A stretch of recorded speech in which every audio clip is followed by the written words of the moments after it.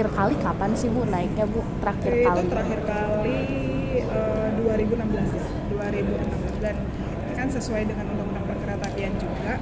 Kita kan ada namanya tarif terhadap subsidinya, tarif kepada penumpangnya, dan itu semua diatur oleh undang-undang juga dari Kementerian Perhubungan. Wacana untuk naik tarif itu awalnya dari mana sih Bu? Untuk Sampai saat ini belum ada. Jadi survei-survei yang dilakukan KCI pun itu rutin sebenarnya setiap tahun, karena kan ada inflasi, ada kenaikan UMR, sehingga kami harus memastikan ATP dan WTP. Selebihnya untuk menentukan tarif itu bukan di bukan. Oh berarti maksudnya dari KCI sendiri belum ada rencana naikin tarif gitu? Maksudnya karena kan wacananya? sebenarnya kan bukan dari KCI. Oke. Jadi sesuai dengan undang-undang ini kan ada undang-undang tersebut ditentukan oleh regulator, dan kami terus bekerja sama gitu ya. Tapi sampai saat ini kita belum.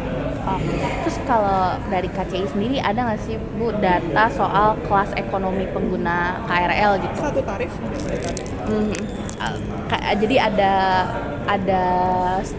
pengamat nih gitu Bimo mengatakan bahwa katanya subsidi yang diberikan untuk KRL itu kurang tepat sasaran gitu karena penggunanya mayoritas pegawai swasta yang pendapatannya sekitar 5 juta gitu. Nah, gimana sih maksudnya tanggapan KCI soal itu gitu? Kalau operator sebenarnya kan mengoperasikan sarananya. Masalah tarif tadi diatur oleh regulator, sehingga ada tarif kepada penumpang, ada tarif terhadap subsidi.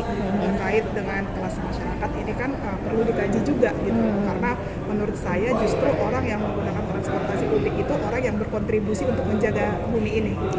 Gitu, mau siapapun dia. So siapapun pengguna transportasi publik itu sangat berkontribusi untuk tidak menambah kemacetan, menambah polusi. Jadi regulasinya seperti apa itu kita tetap mengacu kepada regulator kita di Kementerian Perhubungan. Tetapi sangat positif ketika banyak pengamat-pengamat yang memberikan alternatif-alternatif sehingga nanti didapatkan satu rumusan yang baik ya. Bagaimanapun saya sebagai orang Medan juga punya mimpi untuk dapat KRL seperti di Jabodetabek gitu ya. Pengembangan layanan ada juga di semua pulau dan yang lain, sehingga hal-hal inilah yang menjadi konsen bagaimana sebenarnya pengaturan tarif tersebut. Terakhir Bu, jadi salah satu saran yang disampaikan dari pengamat itu gitu, misalkan andai kata nih tarifnya beneran naik gitu ya. Iya. Kan tetap ada kelas yang mungkin tidak bisa afford itu gitu, misalkan let's say buruh, pelajar mahasiswa gitu. Apakah memungkinkan jika jadi sarannya itu kasih harga khusus gitu untuk buruh, pelajar mahasiswa? Apakah memungkinkan kalau misalkan seandainya kata benar seperti itu gitu?